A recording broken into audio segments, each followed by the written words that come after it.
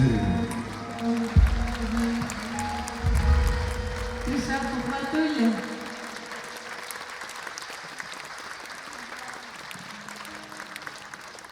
Siz rahmet, hürmetli uçuşlar. Hazır, Aliye, bitir.